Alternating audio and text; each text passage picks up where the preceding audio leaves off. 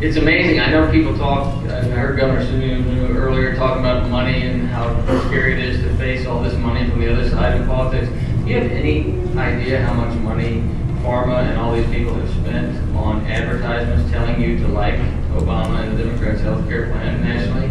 It's mega millions of dollars, hundreds of millions of dollars, and it is a joke. No one is buying it. I mean, there is no amount of marketing behind a bad idea that's going to work.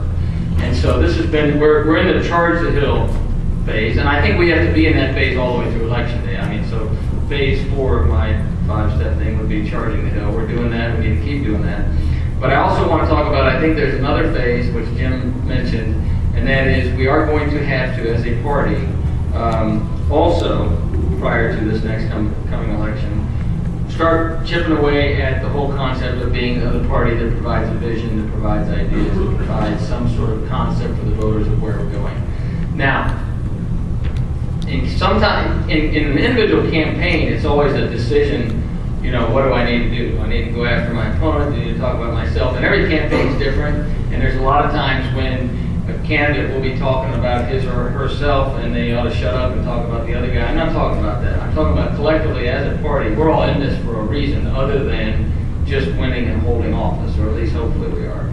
I think we've proven over the last few, 12 years that that doesn't really accomplish anything. So, we have to offer as a party some positive ideas about where we're going. And I think that's the next phase that the party's got to get into as we move forward and go around the corner. And I don't say that critically, because I just say that's kind of the next thing up.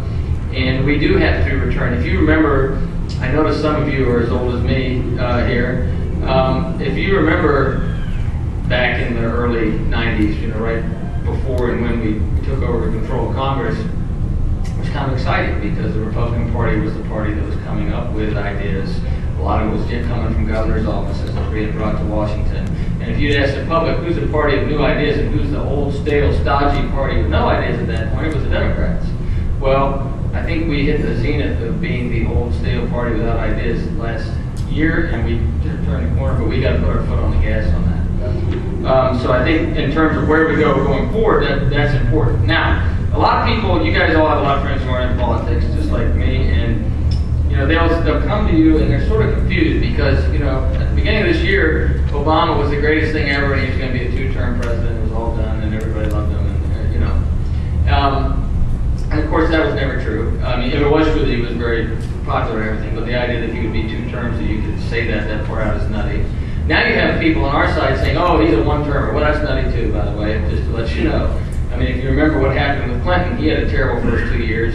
The voters had an opportunity in '94 to let the steam out of the valve by crushing his party in the midterm. He switched, decided he was going to run as a Republican for re-election against Bob Dole, and he won. So we can't get all excited about what we know, we know for sure what's going to happen. But what I would say about what has happened here is a lot of people will say, well, it's healthcare that has really taken the president's numbers down.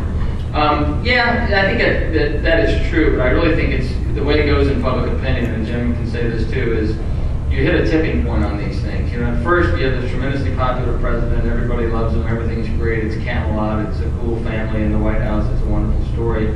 And then it's like TARP 2. Well, that's not so good, but he's still great. And then we have the stimulus package. Well, I don't know about that. And then they decide to, let's have the taxpayers buy a couple car companies. Well, I don't know if that's really so good. And now we're going to have the biggest budget ever, and then we're going to raise the debt ceiling. We just hit a tipping point, I think, with healthcare, to where the public has finally gotten to the point where they're like, okay, I can't take this anymore.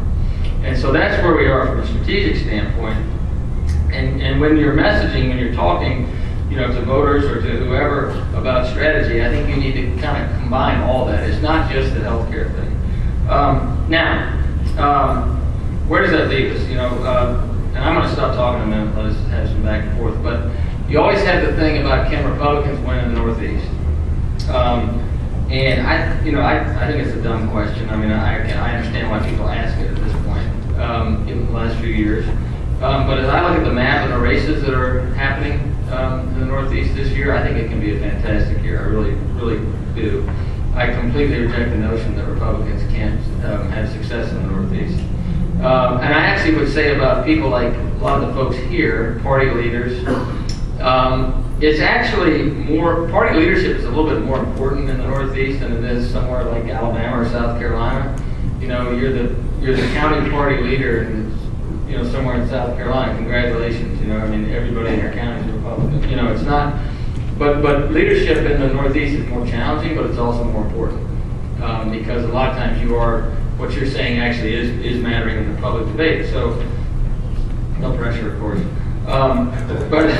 But I do think it is true, and I think we need to think, okay, so what do we have to do?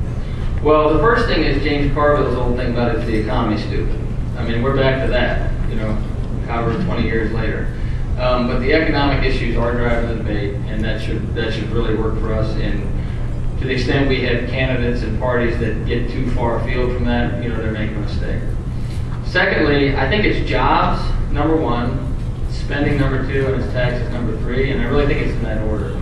As Republicans, we always want to talk about taxes. That's our fallback, right? You know, taxes. And taxes, now, you know, in New Jersey right now, we do need to be talking about taxes because that's what voters are mad about, and that's what Corzine has messed up. But we need to focus on the fact that this whole thing, this game they're playing in Washington, where Joe Biden tells you the stimulus is working, and they trot out some economists to say things are turning the corner, the recession's over. Oh, but we lost another 263,000 jobs last month, and that is not working. And the public is about half of that. So that they are really misplaying their hand on that. But you got to stick with jobs. You've got to talk about spending. Spending is reaching way across the middle. Moderates and independents are furious about the level of spending in Washington, D.C. I mean, furious. There's actually almost a spending revolt out there. And then taxes work as well, too, but that's the order of them, in my view. The other thing that I think in the Northeast that you have to consider for this cycle is this. In the 06 and 08 cycles, you had a lot of candidates in the Northeast who were Republicans who, they understood they were in a terrible environment to be a Republican, so they began to sort of run for the tall grass and try to do anything they could to blur the difference between the parties. And yeah, I may be a Republican, but don't tell anyone. And I am not blaming anyone for that. I was involved in a few of those. I mean, it's like, what do you do? I mean, everyone, you know, it's on the party of cancer. I mean, you know, it doesn't work. So I'm not criticizing that, but I am going to tell you right now, that was then and this is now. And right now, and I'm not saying partisanship is a platform, but I think the fact right now is that the Democrats own this economy now. I mean, you know, they tried in the Virginia race to run an ad that wrapped the race that's going on right now, our gubernatorial candidate, say, oh, it's more Bush. No one cared. It's just like it didn't, you know, the reporters even laughed at them. So that's over. This is their economy. They own it. They've created it. They've created this debt. They've created this. Think about us. 6 months ago, we were criticizing our own party for our spending. We don't know how to spend money. These people know how to spend money. I mean, we don't know anything about debts and deficits. So what they're doing is really sinking through to the voters. So I think we need to be willing to say, yeah, there is a difference between the parties on these fiscal issues, and I just think what's happening in Washington is ridiculous. I mean, your candidates are going to succeed. I don't care how much of a Democratic advantage your state may have. They're going to succeed with that this year. And so, you know, that's kind of the way I see it in terms of the Northeast and the way this thing will play out this year. I know that it's the most challenging. If you want to break the country into regions, it's the most challenging region. But if you just look at the races on the table, the governor's races, the Senate races, the House races, the state leg races, there's tremendous opportunity, and I think this is our time to take advantage of it. That's what I'm going to say, and then I think we ought to just, if we have any time, Lewis, I know some people have some questions. Time for a few questions.